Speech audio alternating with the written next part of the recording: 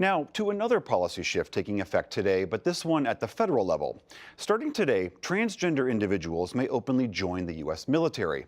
This despite stiff opposition from President Trump, who tweeted last July that he would not accept or allow transgender individuals to serve in any capacity. Since then, several federal courts have rejected that position, and the Justice Department said Friday it will allow transgender individuals to serve pending the results of a Pentagon study that's currently underway. Back in May of 2016, during the Obama administration and before any of these other developments, we reported on what this shift in military policy could mean for supporters and critics alike. Tonight, we take a reprise look at that story. In 2014, Lieutenant Blake Dreeman was going to be one of the first women to serve on a U.S. Navy submarine. We got invited to the White House, and this is me with the President and all the first 24 females on the submarine.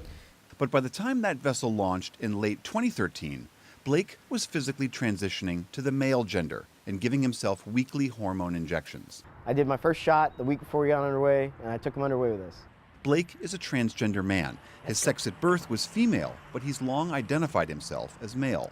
I probably knew when I was like 5, right, that something was amiss. But, you know, you grew up in the church, you grew up in Bible college, that type of environment, and you just learn to ignore it.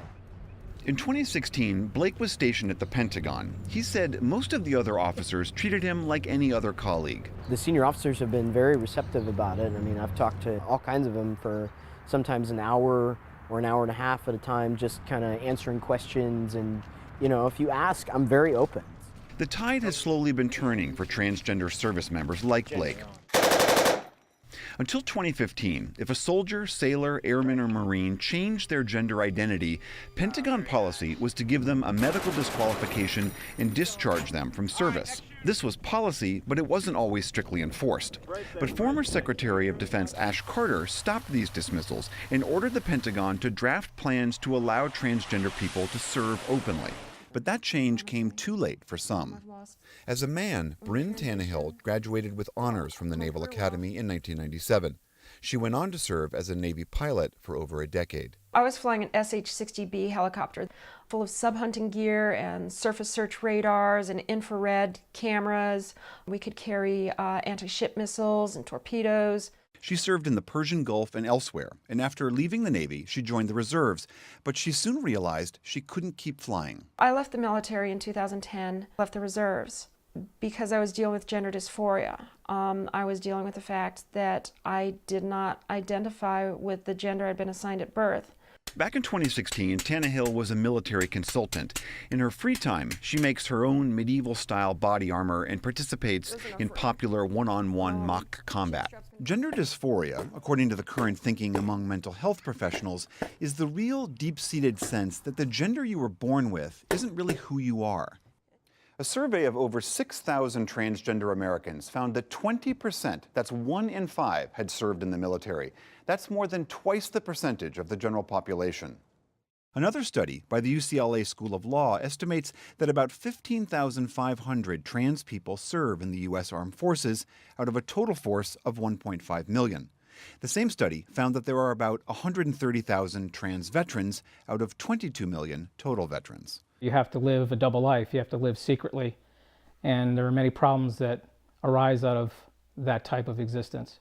George Brown is Associate Chairman for Veterans Affairs at East Tennessee State University. He spent 15 years as an Air Force psychiatrist. Since the 1980s, Dr. Brown has treated hundreds of transgender soldiers, sailors, airmen, and Marines. And he's developed a theory as to why so many trans men and women serve. 90% of the people that I interviewed would say, you know, when I was 17, 18, 19 years old, I knew there was something different about myself, and I really wanted to run away from this, and I thought if I joined the military, I could become a real man. However trans men and women end up in the military, Bryn Tannehill wants them to be treated the same way that all other federal government workers are treated. The federal workforce already has policies in place that allow other federal workers to transition, to change their names, change their gender markers, to use bathrooms, to use locker rooms. All of this has been worked out with every other federal agency. So the military is really kind of a little bit behind the curve on this one.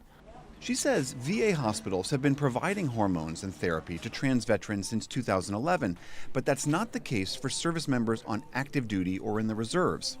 Tannehill says if a woman needs hormone replacement therapy to address menopausal symptoms or after cancer treatment, she can get it through the military healthcare system, but not women like her. If a transgender woman needs that same estrogen in the same doses, she can't get it. According to a 2015 study in the New England Journal of Medicine by Aaron Belkin of the Palm Center, they're a research and advocacy group that focuses on transgender issues, it would cost the military about $5.6 million to pay for hormones and other transition-related treatments annually. According to the same estimate, about 188 soldiers would transition each year. While this represents just a sliver of the Pentagon's personnel and its nearly $600 billion annual budget, for retired Marine Colonel Gary Anderson, his concerns about trans service members go beyond just money. I have nothing personally against women in combat, gays in the military, transsexuals in the military, or gay pregnant whales in the military, as long as somebody can show me that there is value added and not value taken away from the military readiness. Anderson says that letting transgender people and gays serve has damaged morale. He claims it's the lowest it's been in decades. The cause? Changing attitudes about the LGBTQI community. I think progressive fascism is a fair description. Weapons con, you have permission to fire. In the past, the Pentagon has said that the impact of letting gays and lesbians serve openly has been, quote, negligible. But Anderson also says that transgender service members present logistical challenges. Will there be a requirement for a third bathing and sanitary facility aboard submarines, on fire bases and so forth? We got stalled. We're mature enough to not, you shut the door. Everybody knows it's not like there's any secret about what's going on when you walk into the bathroom. According to the Palm Center, 18 countries, including Canada, the UK, and other NATO allies, have allowed transgender soldiers to serve. And Tannehill says there's no evidence those militaries suffered any problems or setbacks. They've dealt with all of the same issues that the DoD is looking at, and they dealt with them 15, 16 to 20 years ago, including facilities, including medical care, including non-discrimination and anti-harassment policies.